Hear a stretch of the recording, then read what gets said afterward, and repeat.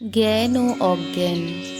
অজ্ঞানেন আবৃতং জ্ঞানং তেন মুহ্যন্তি জন্তবঃ। গীতার পঞ্চম অধ্যায়ের 15 নম্বর শ্লোক। অর্থাৎ অজ্ঞান দ্বারা জ্ঞান আবৃত হয়, ফলে জীব মোহগ্রস্ত হয়। সংযম। যদহংকারং আশ্রিত্য ন যুৎস ইতি মন্যসে। গীতার 18 নম্বর অধ্যায়ের 59 নম্বর শ্লোক।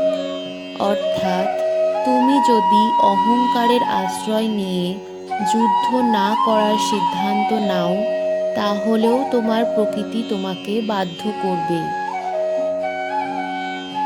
অর্জুনের প্রশ্ন, কিং কর্তব্যম বঙ্গেয়ং যোগিনঃ। গীতার 6 নম্বর অধ্যায়ের 33 নম্বর শ্লোক। অর্থাৎ যোগী কিভাবে কাজ করবেন। ধর্মের রক্ষক।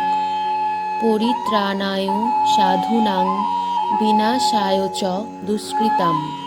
গীতার 4th অধ্যায়ের 8 নম্বর শ্লোক।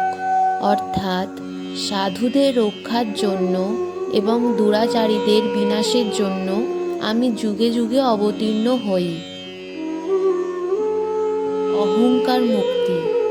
মম বৈভবম আশ্রিত্য যোগম ঐশ্বরম এব চ।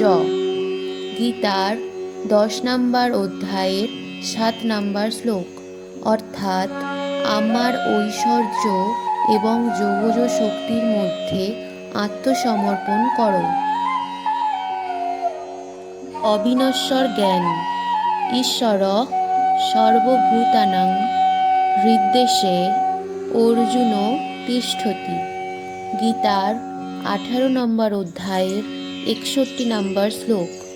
অর্থাৎ ভগবান প্রতিটি জীবের হৃদয়ে অধিষ্ঠান করেন। প্রকৃতির কার্য। প্রকৃত্যৈব চ কর্মাণি ক্রিয়মাণানি সর্বশঃ। গীতার 3য় অধ্যায়ের 27 নম্বর শ্লোক। অর্থাৎ প্রকৃতি সমস্ত কাজ পরিচালনা করে। অহিংসার শিক্ষা। অহিংসা সত্যম ক্রোধ ত্যাগ শান্তিরপরিশূনম। গীতার 16 নম্বর অধ্যায়ের 2 নম্বর শ্লোক। অর্থাৎ অহিংসা, সত্য, রাগহীনতা, ত্যাগ এবং শান্তি হল দেবোত্তম গুণ। অবিনশ্বর ভক্তি। অব্যক্তং ব্যক্তিম আপন্নং মন্যন্তে মামবুদ্ধয়। গীতার 7ম অধ্যায়ের 24 নম্বর শ্লোক। অর্থাৎ অজ্ঞান ব্যক্তি আমাকে অব্যক্ত থেকে ব্যক্ত রূপে ভাবেন।